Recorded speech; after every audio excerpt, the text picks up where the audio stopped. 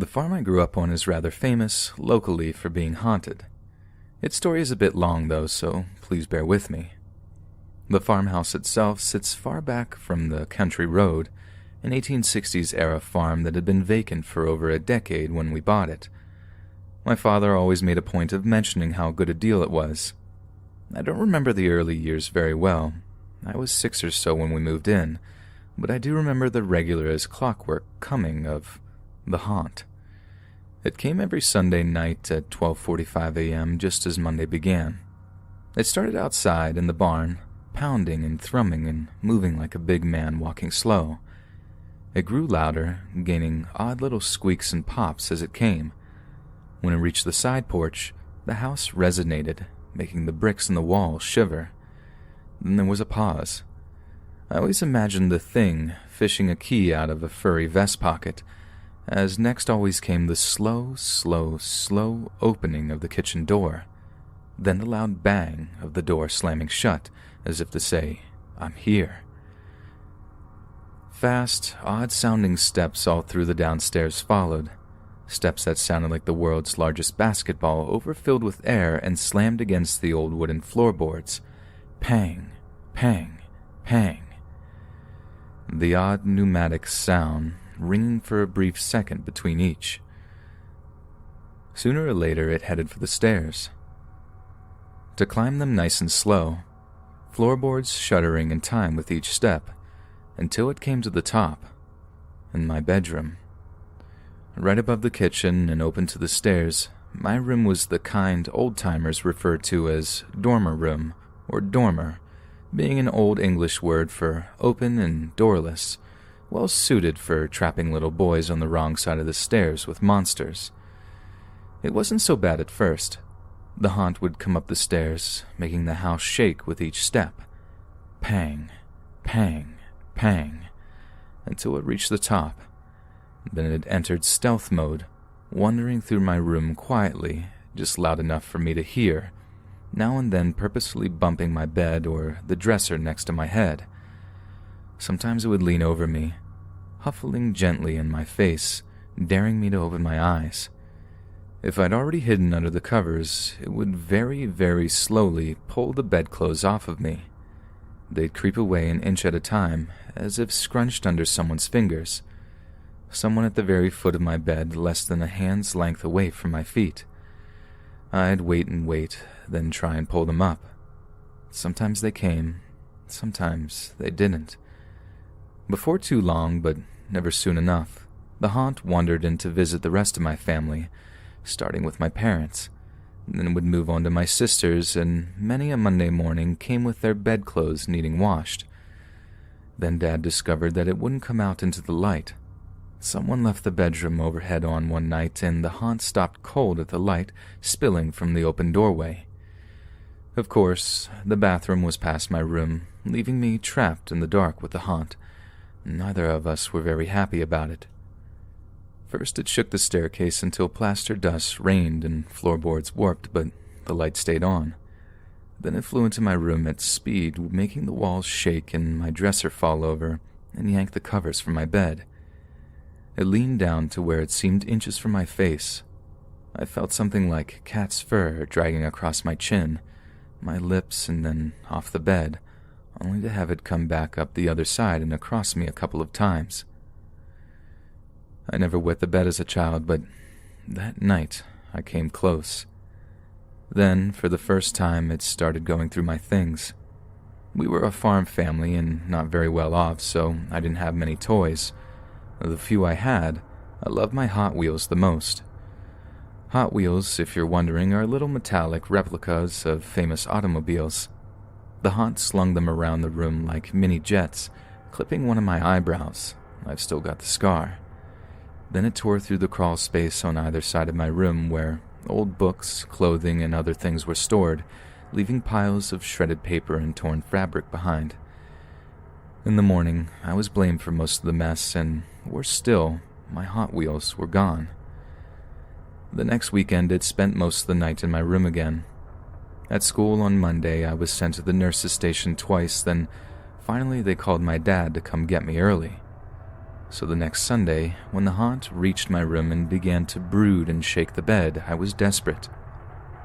"Nobody can see you from where they're at," I hissed in the smallest little boy whisper. "Just go shut the bathroom door." 9 seconds later, the bathroom door slammed shut so hard it cracked down the middle, the lights snapped off, and all chaos broke loose. The next morning, I felt better than I had in weeks. I'd actually slept. My family's creeping denial about our ghosts had vanished, and my Hot Wheels were back in their stands. Sunday nights after that stayed exciting for a long time. A cake baked late Sunday for an early before leaving for camp birthday party became a film that completely covered the kitchen from ceiling to floor, except for the plate the cake had been on. That was clean. Another time, my stern old Baptist grandma brought her pastor up from West Virginia. They spent all of Sunday praying the haunt away, only to be chased out of bed and out of the house by some god-awful heathen spirit. But the best had to be the haunting of Tabby and Fat Rat. Like most places, our little community had its share of delinquents, especially of the juvenile variety. One, a perpetual high school senior, went by the nickname of Tabby. His wingman and partner in crime was a sophisticated and reserved fellow known as Fat Rat. These two lousy but unlovable losers were behind a rash of thefts in the local farm community, though they hadn't yet been caught. Farmers keep fuel on hand for tractors. Tabby and Fat Rat would sneak up to a farm during the wee hours and fill their tank with someone else's gasoline. They hadn't gotten around to our place yet when my dad heard about the thefts. Being a practical man, he switched the signs on the diesel and gasoline tanks. As luck would have it, Tabby and Fat Rat tooled up our long driveway late one Sunday night and, by the light of the lone security lamp between the barn and the house, filled the tank of Tabby's '74 Chevelle.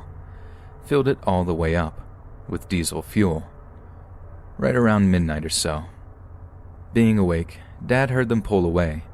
By this point, he reached the kitchen window where the phone, landline only in these days, hung and was dialing the sheriff. What happens next is pieced together from his telling and what the sheriff, Tabby, and Fat Rat told people later. It started with the outside security light growing dimmer and dimmer, then dying. Then, in the dark, there was this odd, huffling sound. Neither of the boys knew what it was, where it came from, but I could have told them. Whatever was making that noise nuzzled up to the back of Tabby's neck, just as he realized he couldn't see a thing. He screeched and jumped in the Chevelle, screaming obscenities, and Fat Rat realized he was in real trouble. Something even bigger and hairier than him was blocking the car door. Something that pinched him so hard it left purplish knots, some in very tender places. The Chevelle's engine roared. The diesel in the gas tank started toward the carburetor, helped along by Tabby's foot pushing the pedal to the floor. The car jumped forward, and so did Fat Rat. His head bounced off the roof, breaking his nose, but fear gave him strength enough to heave his flubbery self on board. I heard the engine and reached a window just as the boys were flying down the driveway, arms outstretched, middle fingers extended. Dad had to dial twice to reach the county sheriff. He was laughing so hard. He knew what was coming. Just about 20 yards onto the main road, the Chevelle's engine clattered, shuddered, and died. There's a certain darkness that comes only on a Midwestern night when there's no moon, when the stars are hidden by the fall clouds and you're a dozen miles from the nearest neighbor. It's a darkness that circles your Chevelle as the headlights die, as the dome light flickers, a darkness that comes in bursts and snatches until it's complete. And in the cold, dark car, with you. They ran as long as they could, something furry and nimble bumping them, pinching them, tripping them to fall so it could hover over them, huffling happily until they ran again, screaming. When the county sheriff came for them, they flagged him down, happy to get in the cruiser. The deputy had to take them straight to county correctional and sent another sheriff to check in with us. The boy screamed when he tried to turn into our driveway. Maybe the haunt got used to us, or us to it, but either way, things slowed down over the years. By the time we could afford to move, it didn't seem so bad. At first it seemed almost distracted, then started doing less during each visit. It would barely roam through the house before it was off, as if in a hurry to get back to something more important. Then came a Sunday night when it didn't show at all. Soon enough, once became a few, and a few became common. By the time I entered high school, the rare visit by our resident spook was more a reassurance that it still walked than it was a night of terror. The very last time came just as we were moving. I had graduated high school that summer. My parents had divorced, and I was helping my father move the last of his things. We were down to this huge old steel desk. He'd use a Ford forklift tractor to move it into the second floor, and I had no idea how we'd get it out. Dad had gone home to be back in the morning, while I decided that driving home and back wasn't worth the 2 hours sleep I'd lose. It didn't even occur to me that it was Sunday night. Tired, I curled up into a corner with a pillow and blanket and fallen dead asleep, only to be wakened by the most horrific noise. Every drawer in that huge steel desk had been slung open at once, hard enough to bend some of the rollers inside. I thought I'd had a heart attack. It took me a second to realize what was going on, that the haunt was making a last appearance.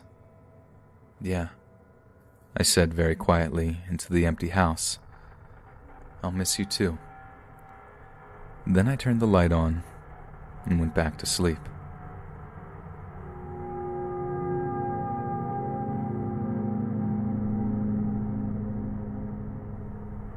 About 2 years ago, my aunt died, and it would be the third sibling that my mom lost.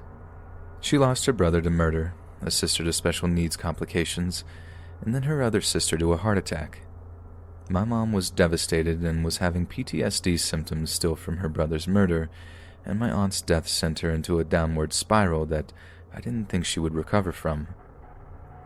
One day, I was talking to a friend about my mom and the pain she was going through when she mentioned that she had had a friend whose parents died, and she went to see a medium with her, and that the experience blew her away, and that maybe I could try taking my mom to see her too. I was skeptical at first because the only other experience I had with psychics or mediums didn't impress me, and I was sure most or all of them were con artists.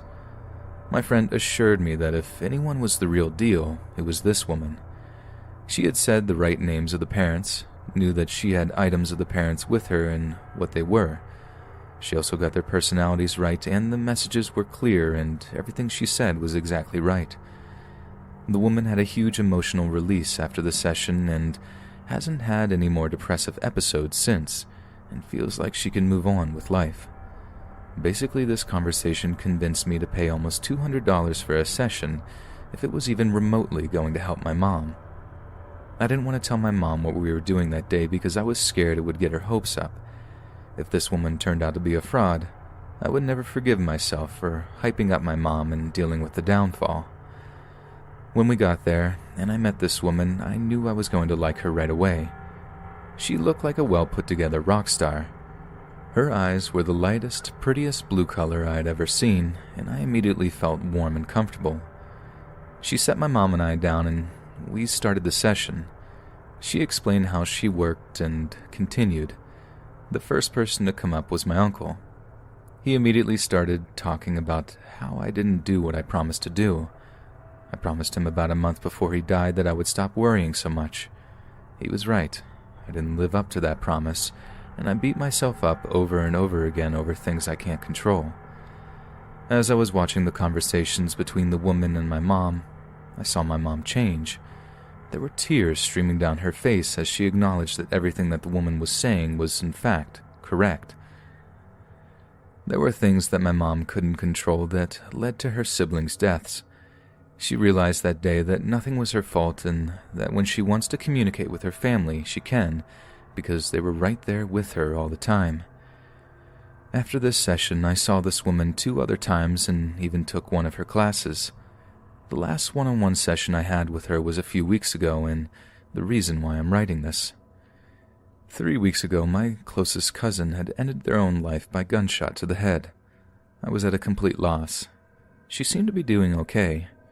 Our whole family has some kind of mental issue, and there are family members who are a lot worse off than she was, So it really made me question what some of the people in my family were capable of, including myself. Ironically enough, I had a session booked with the medium that I had booked about 2 months in advance, not realizing that this would happen 1 week before my session. I don't know why, but knowing that I had that session the next week was the only thing getting me through the initial shock of her death. Finally, the day of the session comes, and I was so nervous I almost puked. I was so close to a person who died, and I had an extreme amount of unanswered questions. And in this weird circumstance, I had a once-in-a-lifetime opportunity to find out exactly what was going through her mind that night. When the session started, I started to feel a little less anxious and just wanted to know. Other family members actually came through first, which surprised me since I specifically only asked for one person. When the medium gets done talking about others' family members, she asks me if there is anything else on family I would like to touch on. I told her that there was a recent death that I was surprised hasn't come forward yet. She then goes, Oh, ouch, my head is killing me right now. I sat in silence, knowing why. A gunshot to the head would probably cause that. The medium then started to cry and told me that the energy of this woman is extremely overwhelming. At first, the medium thought that she was murdered by the quickness that it happened, but then she said no, that's not what happened, and then her head started to hurt more. The medium then said she definitely ended her own life, but my cousin was not showing her death taking place like they usually do for her. My cousin was unable to talk about her own death. My grandma was apparently standing in front of her, doing some of the talking for her. The medium then told me that when my cousin shot herself, she did not know what she was doing. She then said that she had talked to the people on the spirit side who had planned the ending of their own life and knew exactly what they were doing, but she didn't say that. I basically learned that my cousin had a lot of healing to do on the spirit side and that she needs to get to the point where she can talk about her own death. My cousin wouldn't even apologize to her own family. She stepped forward and said that there needs to be apologies all around. It really made me realize that even though you die, your energy does not die. You don't get the reel of your life flashing before your eyes that cause you to realize and learn and become completely at peace. Maybe some people are all of a sudden at peace, but my cousin is not one of them. All I can do is try to talk to her myself and remind her that everything will be okay in the end, and all her family will be up there with her one day, and I hope that she'll have something to teach us by the time we get there.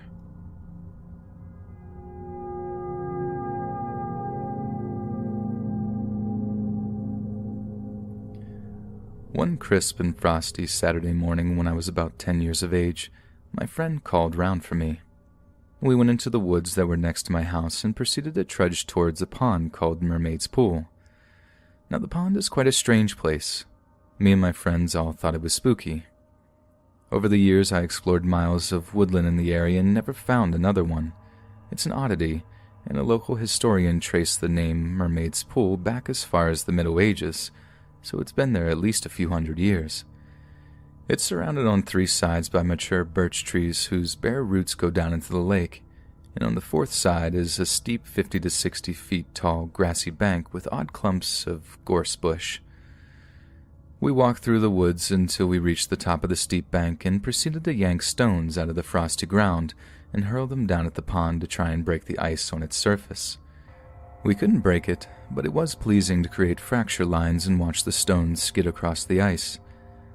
We could see a man walking along the path to the side of the pool through the trees.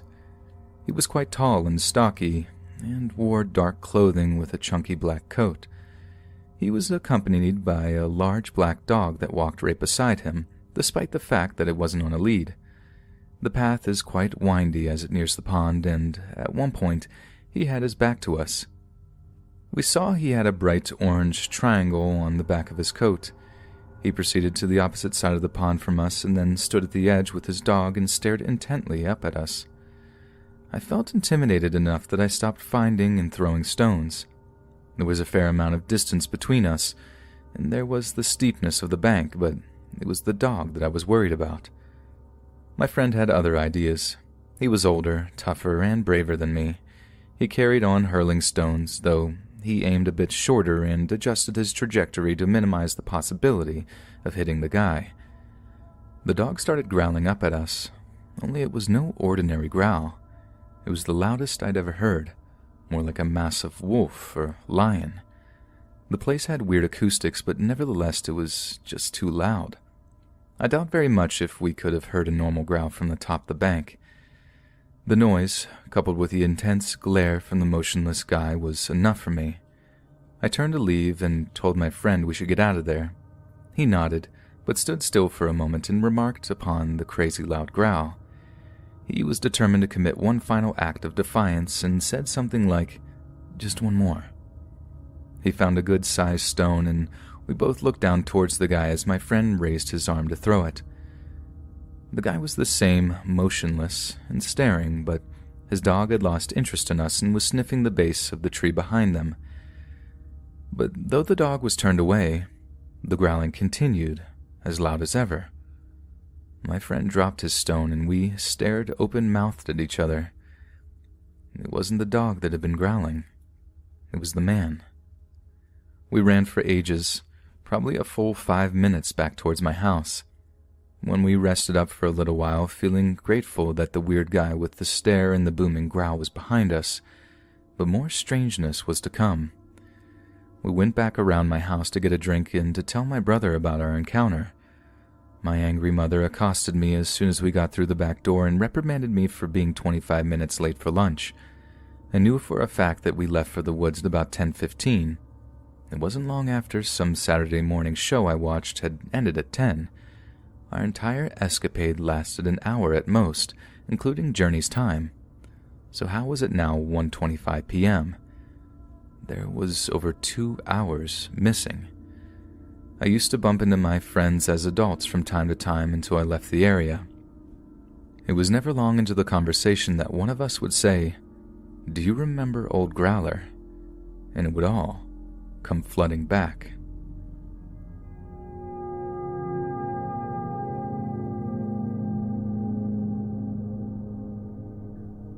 So to start a little backstory, my husband and I lived in a big city in a teeny tiny house, around 500 square feet. We were planning our wedding and starting a family soon, so we couldn't stay there anymore.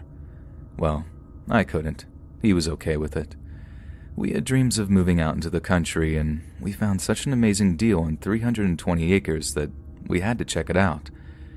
We emailed the realtor, and she had said the lady living there wasn't ready to show the house yet. She didn't want to sell, so she wasn't sure when she could show it. We asked that we could come and see the land, and the house would be fine until we could build our dream home further away from the highway. So we go as excited as ever. We pull up and get out of our truck. All you could hear was birds and the wind. It was so peaceful and quiet in comparison to city life. We knew this was our home. The realtor arrived and the owner wasn't home, so she showed us the house. It was 1,300 square feet, so it felt like a mansion to us. The lady who owned it was 80-some years old and lived on the property alone. Her children wanted her to move closer to them for fear something could happen to her. She always went out into the field on her quad, not trusty at all, in her beat-up van. So inside her house there were pictures of saints everywhere. She was Haitian, and I got the voodoo vibe, but not at all in a negative concept. So we go explore the outbuildings. One of them has a chair, a ton of burnt-out candles, and some knives. More voodoo vibes again, not negative. It's a religion, and I'm not one to judge what people believe. We ended up meeting the lady, and she took us on her quad to see the land. It stalled a few times. She was really fun, upbeat. She also seemed to like my husband and myself. So we made an offer and got the house. I was really excited. We had a bunch of friends help us move in November of 2016. I burned sage in the house because that's something I do. I never got any negative vibes, but just to clear it out for our belongings. I had a friend with me and she said she saw a shadow move, so she also went over to the house with sage just to be safe. We do know someone died on the property, cutting trees down, so I wanted to be on the safe side. Another friend got super creepy vibes that night. They stayed on the main level bedroom, and she said the entire night it felt like someone was watching her. On the main level in the original house, there's the bedroom, kitchen, living room, and an oversized pantry. There were 2 bedrooms upstairs. There was an addition on the main level. It had the dish pit, aka sink, and cupboards, but not enough room for a table in the bathroom and its own little cellar basement. The original basement looks like something out of a dungeon with giant boulders and unfinished. The pillars holding the beams up are trees rather than 4x4s. It's very rustic and I love it, but it can give off weird vibes. I'm no stranger to ghosts, as I grew up in a haunted house, but that's another long story. My husband has always been very skeptic. The beat-up, falling-apart barn always creeped me out. I never liked it, and I would just avoid it. Half of the roof was caving in. It looked a little like a scene from a horror movie. It even creeped out my husband. He felt like something was always going to jump out at him when he was fixing things in there. Now on to the paranormal bits. So I can't remember really when this started, as so much as has happened in the years we lived here, but it started when I was walking into the living room and passed by the basement stairs. I saw a black dog, almost pit bull shaped, sitting at the bottom of the stairs with red eyes. I did a double take and it wasn't there. I went into the basement thinking it was our big dog, Mastiff Rottweiler Shepherd Lab Cross, but he wasn't there. He was in the dish pit. So I tell my husband and shake it off. I felt uneasy about it, but didn't want to make a big deal of it. Next event, I have a miscarriage. Not sure how long after this, maybe a few months, so I am in a pretty dark place. We also had a falling out with a very close friend that ended up being pretty messy, and some huge negative family drama with an in-law. The in-law is very verbally abusive and manipulative. A few months later, husband has to work a job overnight in another province. First night by myself in the house. It was creepy. I felt so uneasy the entire night. I was so thankful he was gone the one night. It felt like I wasn't alone. My dogs were a little on edge. It was super windy and stormy out. It was a perfect scene for a horror movie. So I went to bed early and slept it away. Carrying on again, I'm pregnant once more. Our baby boy was growing wonderfully. Our 2 old dogs, Japanese chins, had some crazy dental work done. They weren't happy campers, so they were up all night. My pregnant self was tired and cranky, so I took my Yorkie Poo to the main level guest bed to sleep. She was pretty restless. She kept looking to a corner of the room and then moving to different parts of the bed trying to get comfortable, always to sit up and look at that corner. This is the bedroom my friend had very negative vibes from, so my Yorkie Poo started growling at that corner of the room. So we noped out of there pretty quick and suffered a sleepless night with our recovering dogs. It was super dark and you couldn't see anything in the room. Then we had a music festival on our property in June. It was fun and related to this in the future. Lovely baby boy decided to be a breech baby and kick my nerves all the time to the point I couldn't walk. So I started maternity leave early at 36 weeks, due end of July 2018. So I am home now all day. The house felt so different than just being home on evenings and weekends. It felt like a heaviness. I couldn't go in the basement if it was dark out, only in the daytime. I just got this feeling something bad would happen if I did. I constantly felt like I was being watched. If the small dogs were in our bedroom, the Yorkie Poo would bark and growl at anyone coming up the stairs, which was a new behavior for her. This is when I started getting feelings like I would be followed up the stairs. Baby boy is born and he's a night owl, so I am up a lot in the night, which isn't normal for me. Our top floor is 3/4 stories, so there's storage space where all the walls are because of that corner angle of the roof. And in baby boy's bedroom, there's an opening with no door. I feed him in his room so not to disturb the husband as he is still going to work. It feels like something is watching and waiting in there. I would avoid looking at it because I felt like if I did, I would see glowing eyes or something worse. Even just walking the hallway between bedrooms is very uncomfortable during these nighttime feedings. I end up starting to see these shadows following me, which was creepy, and it defied all science. I always tried to debunk things I saw so I wouldn't work myself up into a frenzy. These shadows were also so large. They'd be as tall as the ceiling, 10 feet, and were disproportionate looking. I would try to recreate the shadows with my steps, but it never worked. As for the feelings, I always tried to make myself believe it was in my head, just an overactive imagination. Sometimes knocking would come from the basement, especially when the internet wasn't working and our modem and router were in the basement. That would be awful because I had to work up a lot of nerve to go fix the internet, as it was my lifeline without cable. We moved the guest bed into the basement. I was going to sleep there one night so I could catch up, and my husband was going to feed the baby boy at night. So I settle up in the basement, get all comfy cozy and excited for a night's sleep. Turn off the lights, and there's this green light on the ceiling. It's fading in and out slightly, but in no regular pattern, so I am thinking it's a reflection on the ducking or something. Turn on the lights, and it's solid wood where the green light was. There also isn't any green light to cause a reflection. I noped out of there and went into our travel trailer on a cold fall night. We had another festival in September. Ended up talking to someone that was there in June, so they're asking me about our other big black dog. And I'm like, there's just the one. And they are dead serious. They saw this big pit bull-like dog in the field at both festivals. So this kind of made me feel like I wasn't going crazy and reassured me that I was experiencing something real. But then it made me realize I'm not crazy, and this is happening, and it's pretty terrifying. When husband is at work, I'm very isolated. Our closest neighbor is a mile away. All our family lives an hour drive away. So I'm a little freaked out with everything going on. I'm talking to our local friends and city friends. I get in touch with a medium. She got me to text her a photo of our house. She says the land is bad, the house is bad, and the dog is possibly a demon. She offered to come help me salt the house for gas money. She never charged me anything. She never told me why the land is bad, and to this day I am still very curious. So I ended up getting a local church group to come pray through the house. It really didn't do anything, but they told me some crazy stories of other houses they had blessed, so the area was pretty haunted.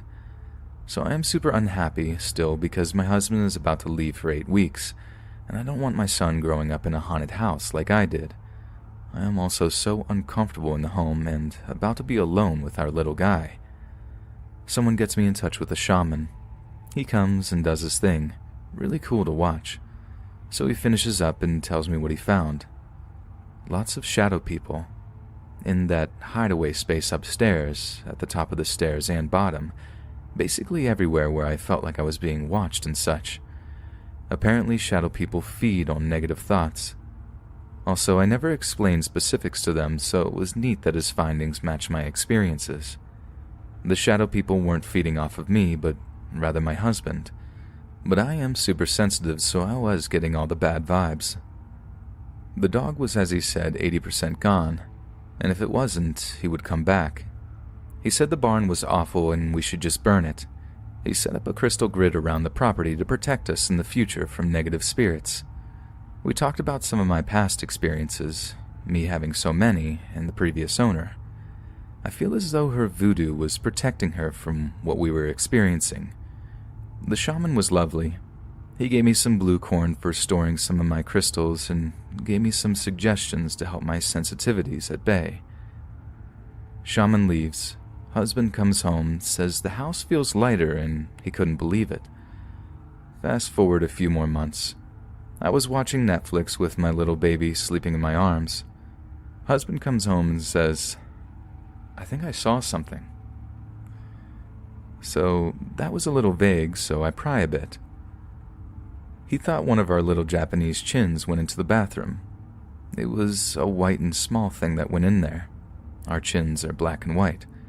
So he follows, and the bathroom door was closed. He's so baffled, being the skeptic he is.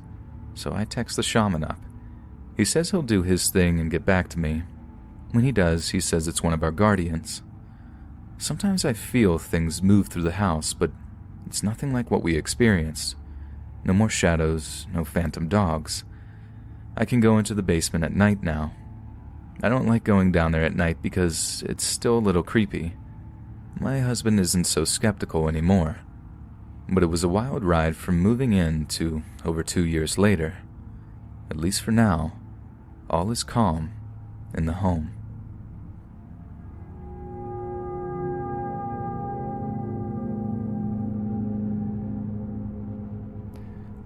I've mentioned in comments in this sub that there's a cat's ghost in my family. Surprisingly, we refer to it as Ghost Cat. It's an itty-bitty, just out of kittenhood tuxedo cat with a little extra white facial fur. It died around 1992 or so. I have a sister with a strong penchant for narcotics, and she was staying in the third-floor loft at my mom's spindly old Victorian-era home when she brought home this kitten. She had it long enough for it to have discovered how to escape downstairs to the kitchen, where my mother noticed and would feed it. Then it suddenly stopped. Knowing my sister and fearing the worst, my mom went looking and found the poor little thing. It had gotten into the storage attic side of the third floor, went exploring under a loose floorboard, got entrapped, and died. I was home visiting at the time. I'd moved out of state and helped bury it. Apparently, we forgot to tell it that it died, because when I was home to visit the next year, it visited me. I'd gone to sleep in the spare bedroom, making sure that Mom's crazy, sex-crazed, and somewhat vicious old intact tomcat Jack was not locked in with me. I climbed into bed, turned off the nightstand light, and settled back to sleep. And a little something undeniably cat-like jumps on the bed. Being a bit groggy and having cats of my own, it takes a second for me to be concerned, but I'd woken up before with Jack fastened to a leg by claw and teeth, going to town like a jackhammer, so I flipped the light on and hunted for him, intent to throw him out. No cat. Off with the light, back under the covers. Was mostly asleep when I felt the little thump of a small cat on the bed. Turned on the light on the side table. Nothing there. I mentioned it the next morning and am told that the little kit I'd buried the previous year wasn't at rest. It supposedly would jump in the bed with my mom, play and chase back and forth with Jack, and occasionally be seen watching curiously over the house goings-ons. In other words, just being a cat. I didn't believe it much then, but over the years it stopped by when I was home to visit. When Mom got ill enough to swallow her pride, cancer, I came home and couldn't deny that there was a spirited little spirit in the house. Well, I could. It's always just at that line, where it's deniable. When Mom passed, Ghost Cat roamed up and down the stairs loudly. First time I saw the little thing. It slept in my bed that night, too. It shared space with my then-girlfriend, now wife, and our cats, after we took up residence there for a year or so, and when we moved and started setting up Mom's estate. I'd see it out of the corner of my eye as I did repairs or packed family memorabilia. I went back over not long ago, checking pipes against the cold. Electricity off, working with a flashlight. New owners. Nice couple, expecting their first kid, to take possession next month. And just outside of the flashlight beam was this little tuxedo kitty, just vague enough that I couldn't swear I saw it, but enough I knew it was there. So I told it, while working, this wasn't home anymore. It should come home with me. It was about a week later, night before last, that I felt an extra cat thump into the bed. I think. Maybe it's wishful thinking, but I'm pretty sure Ghost Cat moved in with us.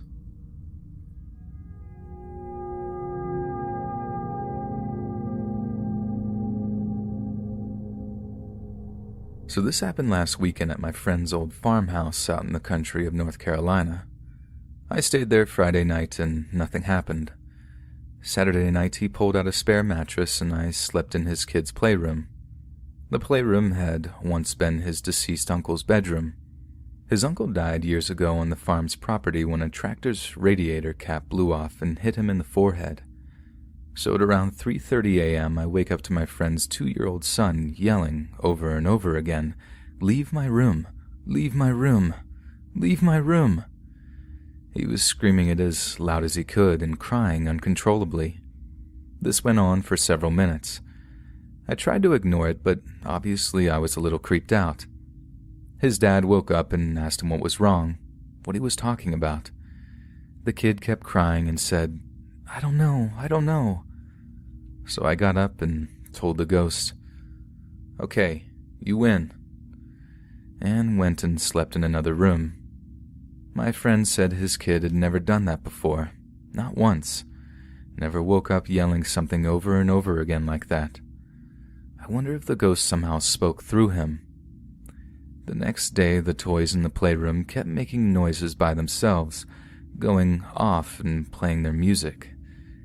We went and took the batteries out of them and turned them off, but one of them kept making noise, and we couldn't figure out which one. There was a big red ball that kept changing positions around the room too. I'd walk through the room, which is on the way to the kitchen, and it wouldn't be blocking my path, but when I'd come back, it would have rolled into the walkway.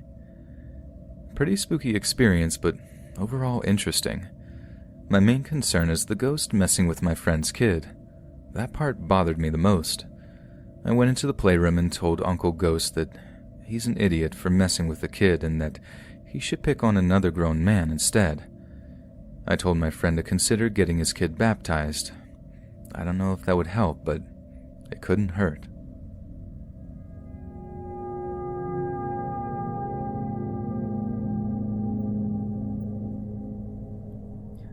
I'll start with my earliest memory of something unexplainable.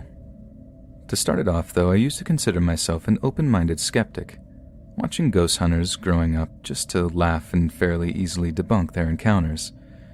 What interested me was my lack of notable experiences, but the last 10 or so years have started to convince me otherwise. 2005 to 2006, my sister and I would stay the weekends at my dad's house. Important note, there was only 3 of us in the house at the time. The living room was next to the kitchen with 2 open doorways that connected them. In the kitchen was a set of double doors that led to my dad's room. These doors made the most horrendous noises at the hinges that could be heard throughout the entire house. The 3 of us were watching movies in the living room, and around midnight, my dad went to bed. My sister was asleep on the couch, and I was on the floor. Suddenly, there were footsteps in the kitchen. I could feel vibrations caused by the heavy footfalls on the floor. My dad was in his room, my sister still on the couch. This continued for 2 to 3 minutes, just pacing back and forth. After it stopped, I decided I should get some sleep. This next one happened around 2011. I was in high school and living with my mom and stepdad.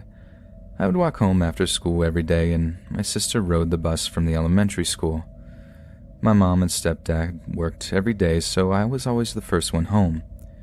After a stressful day at school, I went straight to my room and landed on my bed. I just wanted to close my eyes for a bit and unwind. At the foot of my bed, I heard a very loud, deep breath, like a sigh, but it sounded forced. Needless to say, I shut up and looked around. No one was there. I was the only one in the house. Later that year, I woke up in the middle of the night, wide awake like I was being watched. I had this sense of dread come over me, and I looked around the room. My open closet door shut on its own. It didn't slam, but it had some force, enough to make it latch closed. The dreadful feeling went away, and I managed to go back to sleep. At this point, I was convinced there was something in the house, some kind of residual energy or something. One night, I was gaming with some friends. I was the only one awake when I got up to get a glass of water. I took off my headset and set it on the desk. When I got back, my friends were talking about who might have been in my room. They said they heard a woman's voice while I was gone. The house was old, so I assumed that's why these things were happening. After I moved into the first apartment with my girlfriend, I started having second thoughts about that. The building was still pretty new. As far as I knew, there were no deaths in the building. Our dog is very timid, he doesn't bark much, and is scared of anything bigger than him. He wouldn't react to people moving around in the apartment building, or even knocks on our door. One night, he was standing in the hallway staring at the front door. This is out of character for him. I got worried once he started to bark at the door despite no one being outside. I started to contemplate the idea that what this was attached to me somehow. I've read that people can be haunted in the same way that buildings or objects can. I was more serious about it when I heard the deep breathing again, behind me, just like at my mom's house. A deep sigh sounded like it was forced. I spun around in my computer chair and no one was there. These things never happen consistently, maybe a few months apart, sometimes years. I was freaked out when I was touched one day. I was the only one at home when the hat was knocked off my head, right into my lap. Another time my beanie was lifted right off my head like it was being pinched from the top. Those are the only times I've ever been touched by it. After all of this, though, I've never felt threatened by it. I've never felt like I was in danger by what was happening. It was just creepy. Until last year, my job requires me to open on Sunday mornings. This usually meant that I was awake at 4 a.m. and had to be at work by 5. St. Patrick's Day fell on a Saturday last year. We live in a house split up into different apartments, and all the other tenants wanted to throw a big house party Saturday night to celebrate. I'm a pretty light sleeper, so instead of trying to sleep through a party, I wanted to go to work and sleep there. It was going well until about 11 that night. We have a lounge area upstairs. It has some couches and recliners. This lounge area has a sort of overlook above the main lobby of the building with handrails. You can see part of the lobby below you. There are large window panes that look out the front of the building too. They go from the floor all the way to the ceiling. At night, it's too dark to see that far through the windows, only what the spotlights shine on. I was having trouble sleeping on one of these couches. I was having a sense of unease, almost like I wasn't alone. I kept hearing noises in the walls, but I assumed those were just pipes banging around. Then I heard a door close downstairs. When I opened my eyes, there was a bright flash that reflected off the windows and lit up the lobby downstairs. I sat and waited for a bit before closing my eyes again. That's when I felt it. It wasn't like before. All of the experiences before were different. This one felt almost sinister. I've never had the feeling to run as much as I did then. I had this sense that someone was in front of me, almost like a change in air pressure. I immediately got up and ran downstairs. It felt like it followed me. I had this sense of urgency, like I was being threatened. I don't know how else to describe it. I got in the car and hauled it back home. I haven't experienced anything like that since then. I'm not sure that I want to. It's probably important to note that maybe 100 yards away from the building is an old graveyard. The headstones date back to the mid to late 1800s. It's tucked back into some trees, but in the winter, when the trees are dead, you can see it. It always feels kind of eerie around there.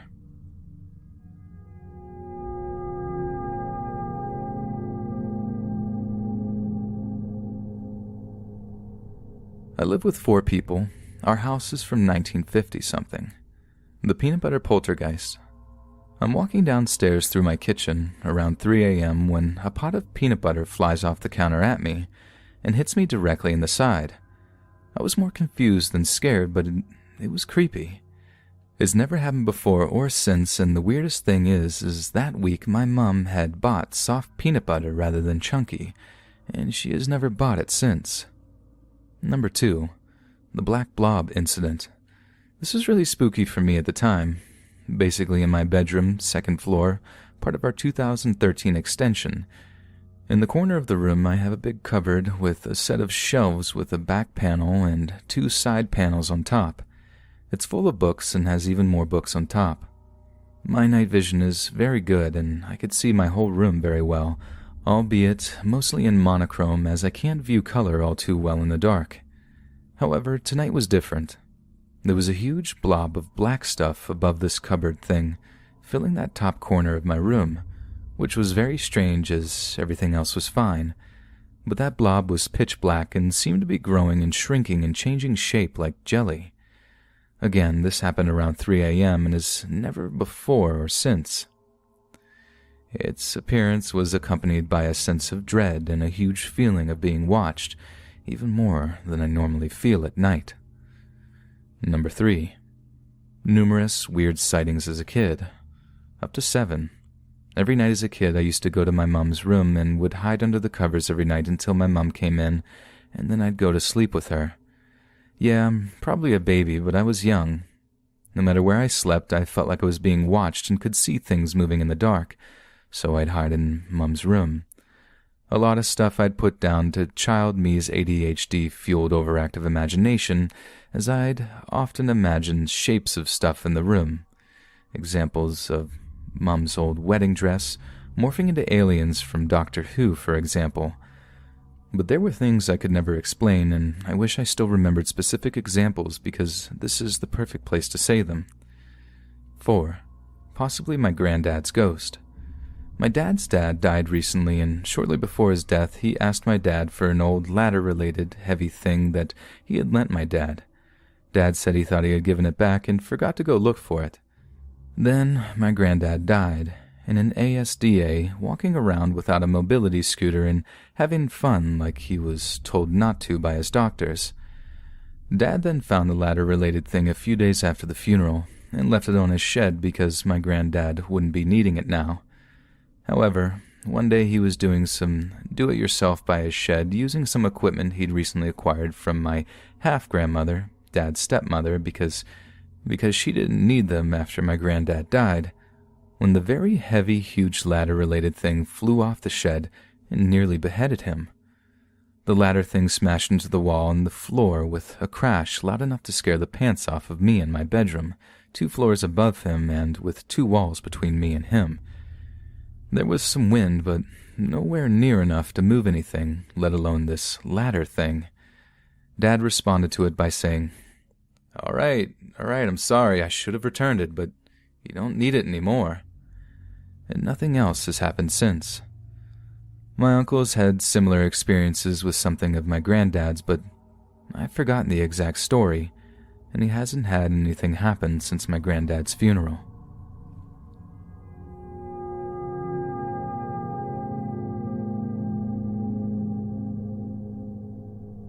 It first started when I was 5. As a kid, I always had that feeling of something watching me in my parents' house. Out of the house, everything was gravy, but at my parents' house, it was an eerie, constantly looking over your shoulder feeling. Remember, I was 5. I didn't even know what spirits or ghosts were yet. I was tucked into bed with the bedroom door open. I never slept with the door closed because it always felt like someone was standing over my bed while I was trying to sleep. I woke up because I had to go to the bathroom. Once I turned to get out of bed, I realized it was freezing cold. I looked at the doorway, and there was a little girl standing there with red eyes, wet black hair. She had a raggedy green dress on, and her skin looked like it was underwater for months. No movement at all, and we made literally dead eye contact. I quickly laid back down and threw the covers over my head. I tried to scream for my mother, but my adrenaline was pumping so hard not a single word came out of my mouth. I got the courage to whip the blanket off of me to see if she was still there, and just like that, she was gone.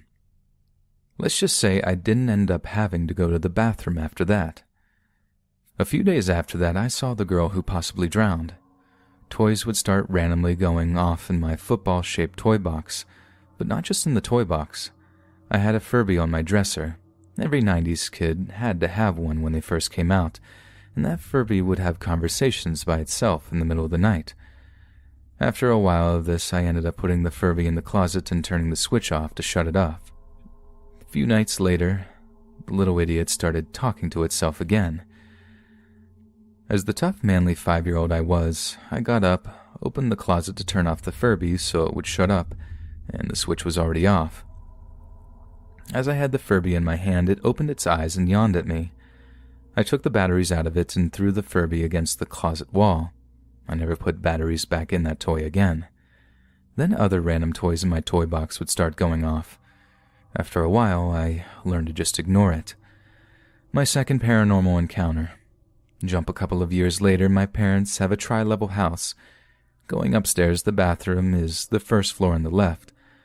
I was walking by the bathroom, and at the end of the bathroom stood an older lady in a beautiful, skinny white dress with red hair. She waved at me, and I waved back, and she turned and walked through the wall like the wall wasn't there. I never got scared, nor did I feel scared. I actually felt comfortable seeing her in a way. It almost felt like we knew each other and she was just saying hi. I started telling my parents about the encounters, and I found out something that blew my mind. My dad told me my grandparents are mediums and believe that it got passed down to me. I had no idea what a medium was. He had to explain everything to me and how to deal with it. He even gave me a spirit guidebook for mediums to read as a kid. Jump forward to where I was 13. My older sister was a spiritual person and a dark personality in a way. She just moved out of my parents' house and we were cleaning out her old stuff in her bedroom, and then I came across something under her bed that instantly gave me goosebumps from head to my toes. A Ouija board, and a white box that had bold black print on it that said Ouija. I went to go show my mom, and all of a sudden when I went to go pick it up, that little girl that possibly drowned came into a picture in my head, and her red eyes were staring at me in my head, and I quickly dropped it and never touched it again after that. I sat there, and it all made sense why I was seeing all of these random faces in my parents' house. My older sister was using a Ouija board and opened a portal to the spirits, bad or good, to be welcomed into our home.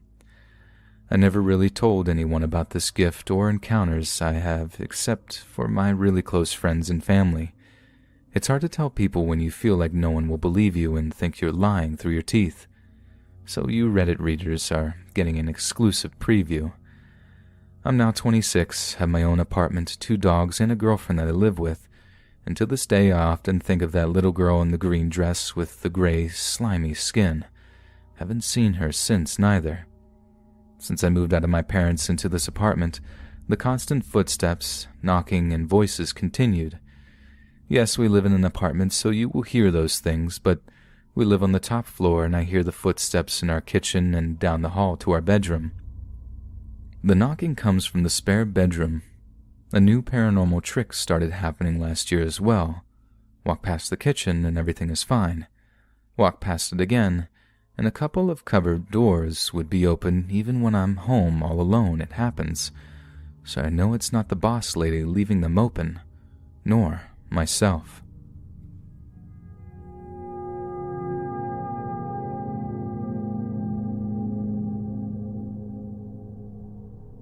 I imagine this is one that's heard of a lot, and I will start by mentioning I have major emotional personality disorder and take quetiapine and diazepam to combat it, so this may be a factor. However, for years before I have experienced unusual things in my home, all seeming to emanate from the spare room, which has always been ominous to visitors. Friends always complain it's unusual and uncomfortable to sleep in. In 2014, I got myself a PSB-7 spirit box, not taking it seriously at all. Me and a friend went to a cemetery, got a name, matched it to a stone. Scared us, but we figured, hey, probably a coincidence. We went back to his place, used it in his room, and the responses were always profane and rude. I sold the spirit box after this. I didn't want to know any more about this kind of stuff and just ditched it. So ever since, my house has felt strange and wrong at certain times. I hear creaking and muffled voices that I cannot make sense of at all. Please note, I hear voices to some degree, but they are much different to these. They are in my head and strong, continuous chatter. My mental health has become extremely bad as of late, and I am more than happy to pin everything on this. But maybe I should ask questions, so here I am. To put it most simply, there are top halves of torsos floating at the end of my bed, and they wear hoods, float left and right, and I just stare as they try and reach out towards me, but can't. I'm not religious, but I say prayers in desperation, and nothing happens. My medication is heavily sedating, so I generally will fall asleep facing these figures. I have flash dreams and sensations of me being grabbed and pulled away from my bed and taken away. Tell me I'm just crazy, but goodness, I've never experienced such realistic visions. If they are hallucinations, I will be relieved. But Quetiapine quells hallucinations, so I have many questions. Can anyone advise me? What are these shadows?